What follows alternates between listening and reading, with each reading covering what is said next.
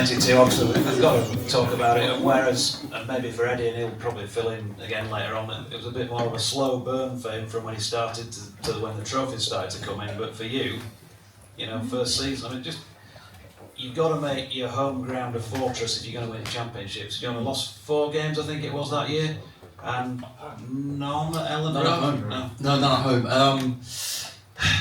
Yeah, I think Howard was extremely good at just trying to get us to focus on the here and now. So yes, we want to improve season by season, but you know, how do you do that? And it's just by improving day by day. We would go on the training ground and do so many set pieces, and we would always spend probably an hour, hour and a half walking through defensive third, middle third, attacking third, left-hand side, right-hand side, free kicks, corners, throw-ins, you name it. We would keep going and going and going. And I was involved in most of the stuff. Gary Mack was involved in most of the stuff. David Batty was involved in nothing. He was a pain in the arse, so we kicked him onto the next pitch just to get him out of the way. But what it did do was, when we were under pressure, when we were away and drawing or winning, and suddenly they get a free kick or a corner, we automatically went into the right positions.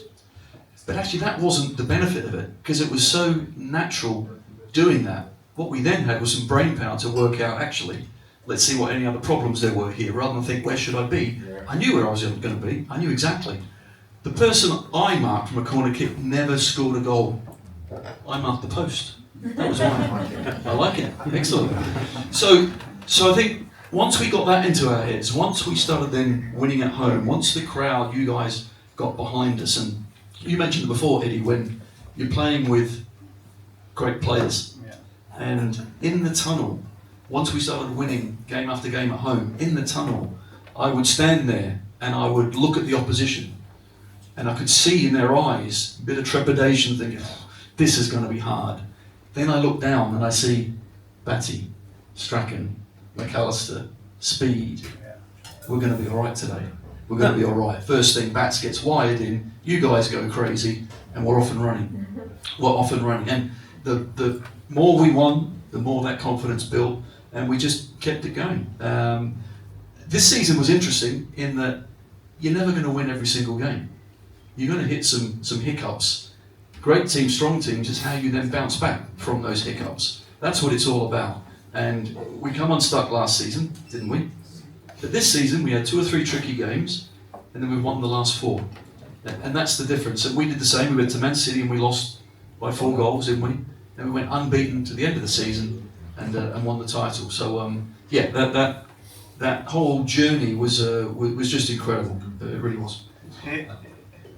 Tony wouldn't like Billy to be at a night like this, you know, because we were at a night and Billy being Billy, you know, we used to go across the road, you know, every day for breakfast to Sheila's Cafe, right across the road for the ground. And if one of the Scottish boys lost, Billy would have a cup of tea. We used to toss up who paid for the whole lunch for about 15 years. If one of the English boys lost, he'd have a 3-course lunch. He'd have 2 Kit Kats, and 2 Kit Kats to take in for the kids. And he did it all the time, that was the rules. You know, Billy was a one-off. I mean, he was just, I mean, you play with players, and, you know, certain players are, Billy was probably a bit, from the point of view of being a professional, probably one of the worst professionals you could ever meet. Yeah. Oh, geez. Terrible trainer. Smoked all the time. Liked a bevy. But he just go out and he was electric when the ball came out. That was just his nature. I mean, I remember one time we used to, when we were playing in London, and we were playing West Ham this day. And a Friday morning, if we were going to London, we wouldn't training. We'd catch the train at 12:30 to King's Cross, and we'd go and maybe do a little bit of listening on Saturday morning before we played, you know.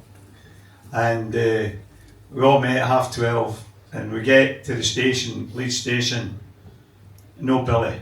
Billy wasn't there. His wife, it took a few days off to get back to Scotland because Billy was getting away, and obviously Billy went out. So, as you do, if you're Billy, you did that anyway. So, we're on the station and we go on the train. And Don marches off the train. We see him talking to, it was all station masters in, you know, with the old cap on and that. Goes up to the station master, and this was a 12:30 train. 2:30, the train is still there. Don went up and he crossed the palms of the station master, I think, with, you know, a few sweeteners, you know what I mean, a few quid.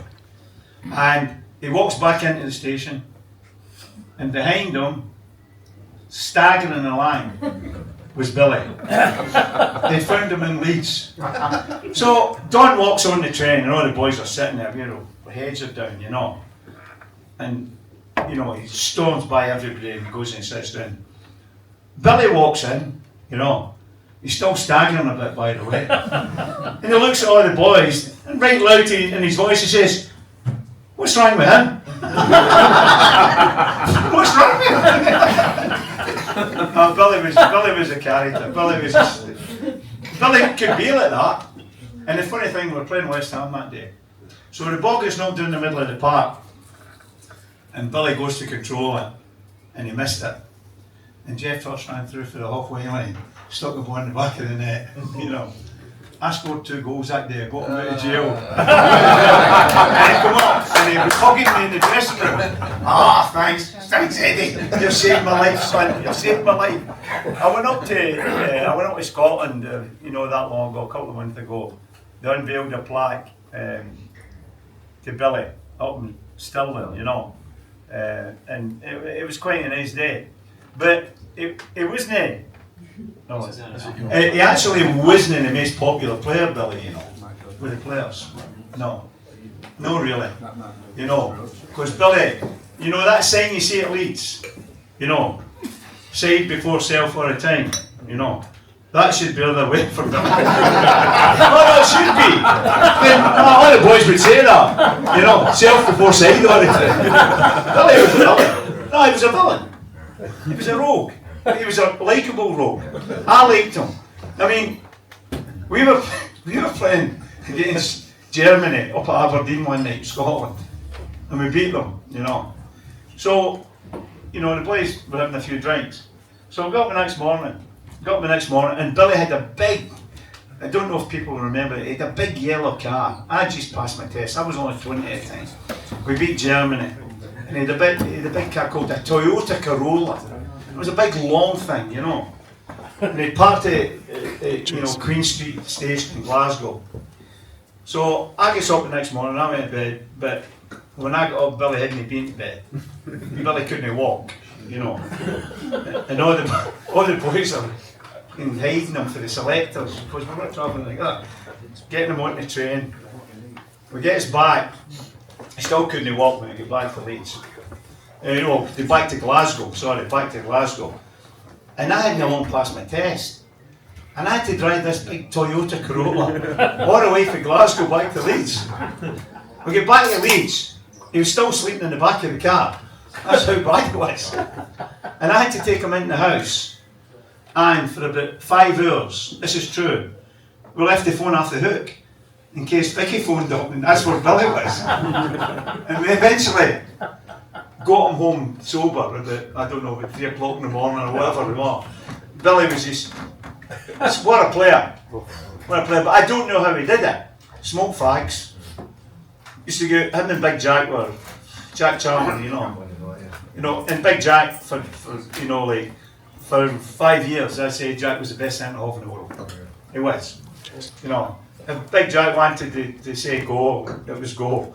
But for somebody to live the life, like Billy lived his life, and be the player he was, well, it was just incredible. Because everything a professional footballer should be, he wasn't it. Even the training, you know. I mean, we used to, pre-season training, all the young boys come to the club, you know. And we used to do a cross-country around the park, you know. So we start doing it at the clock, down the bottom of the soldiers' field there. So all the young boys, all the new recruits were there. Don would say, right, we're ready to go. And Billy would walk to the front of the queue, and he would go down at the front like Linford Christie. I swear to God. And he would belt his haunch down on the ground, and Don would say go, and Billy would sprint like, and all the boys, this is a 2.5 mile run, and Billy would sprint like hell. And all the young boys would try and catch up with him. After 50 yards, Billy would start walking and just walking. And all the young boys were knackered. It's true. He was just one of the, he was just an amazing character, Billy. You know, he just, but, you know, you play with players like that and do everything wrong, basically, for what a professional footballer should do, and still be one of the greatest players that have ever played the game. I don't know how good they'd have been if they'd have been sensible. Is there anyone about characters from your era? You mentioned just that about great players, and there's one player in particular, not at Leeds, but just for England, that I could never understand, and that's Brian Robson. In the same thing. I mean, that guy could drink. I have never seen anyone drink as much, be so drunk that next day he is at the front and just beating everyone. And like you, I think, well, how good could they have been? You just don't know. We couldn't have got much better than Billy, could you? Well, no, but that's well, yeah. You can invest in the world, you could have done, and then some. Yeah. I think Bats is an interesting character. Really is. I mean, I room with him for England. I nearly threw him over Peel Harbour Wall in the Isle of Man on a 1981 football tour when he was being. You nearly threw him over. Well, he was on the edge. I was on an England tour with him, and I roomed with him, and we had a day off. And a day off, you could either go fishing or you could play golf. I decided to go and play golf. And so we met back at the room afterwards, 7 o'clock at night, and then I thought, right, we'll meet, and then we'll go and get something to eat with the rest of the team. And so 7 o'clock, I come back, and in comes Bats after going fishing all day. His England tracksuit's covered in fish cuts. It's brown blood, blue veins, there's guts like hanging out everywhere, all over the white bit of an England tracksuit. And I said, Bats, your England tracksuit is disgusting. What are you going to wear down to tea? He takes the England tracksuit off, throws it to me and says, it's not mine, that's yours. That sounds about right. And then so I think, oh, you, right, I will get a pillow and whack him. So I got this pillow, I've gone up behind him and gone whack, right on his head. He's turned round, picked up a silver tray and thrown it straight at my face and broke my tooth. I then took a decision that I would like to stay alive and stop the fight there and then. He just didn't give a damn at all. We played, I think, Australia in Sydney, and in training, he jumped up with Keith Curl, ex-Wimbledon player, jumps up, throws an elbow and breaks his jaw. So Curly now has broken his jaw. He's going to hospital, have an operation to get it all wired up. Next day, day after, Curly comes back with the rest of the team, sits down at the table. We're all sitting down. Bats is here, Curly's over there. We all get our food. Curly gets soup. Because he can't chew, he's got a straw. So he gets his straw, he puts it in his soup and starts sucking. And I've gone to Bats, just say sorry. Just say sorry. We know it's an accident, you know you didn't mean it, but just say sorry. Why? Why should I say sorry? I said, no, it's just, you can't look at him. He's having soup through a straw, for God's sake. Say sorry. He said, no, and just walks off. That's it. Just didn't get it, that it might actually be good just to say sorry, because it's a teammate. Not interested. He's about the only player, and I've got to say this, he's about the only player that I couldn't actually understand to get through it, everybody. You know, like, obviously players, you know, you've got a rapport with them, ex-players, you know, I see Tony, we talk, and that. You never talked, you never see Bats, never see him. He played and he cleared off, and that was it. Nothing else. You wouldn't see him, would you? And I've not seen him since I left Leeds. He never comes to a game. I don't think he goes to any of your functions, does he? No. none of them at all. We'd love to see it. We'd love to have a beer and a catch up, just whatever. And not a public thing like this. I just love to go and say hello. He just doesn't want to get involved at all. Remember one day after training, we said let's go and play golf. So Speedy, me, and Bats were off to play golf, and we booked the tee-off time at say 1:30. And he said, "I'm not sure I can make that." I said, "Well, why not? We'll be done for 12:30. And get up there, get something to eat, and we can play." He says, "No, I've got to go to the post office to get some cash out to pay me Lecky bill." Really? You still go to get cash to pay? Where direct debit? What about that? He goes, no, I'm going to pay cash. Just like a unique guy. We were then going to join Moralton Golf Club. So me, Speedy, and Bats have to go for an interview at Moralton Golf Club. And they told us you've got to wear a collar and tie. And Bats going, "Oh, that's it, I'm not going. Like, forget it, I'm not." I said, "Bats, all you need to do is you go in there for 2 minutes, sit there, nod, go out, and then we can all join, no problems at all." He goes, "Okay." So we all turn up at Moralton Golf Club, all in suit and tie. The guy comes out, "Right, who'd like to go first?" I said, "Bats, go on, you go, just get it done, go first." So he goes in there. Within 20 seconds, he's come storming out, gone, "Fuck off," pulled his tie on, just walked straight out of the golf club. And I've gone, "Oh, God." He was unique. He was unique. He's about the only player that I've met in my time, the whole time at Leeds United. I couldn't really figure him out, Bats. And he was one of the great players. He was one of the greatest players the club have had.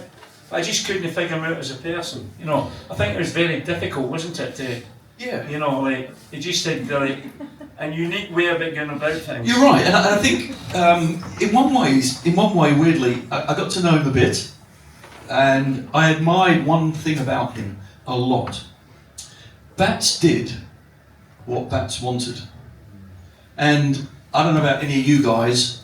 I would love to do exactly what I wanted, but you can't, can you?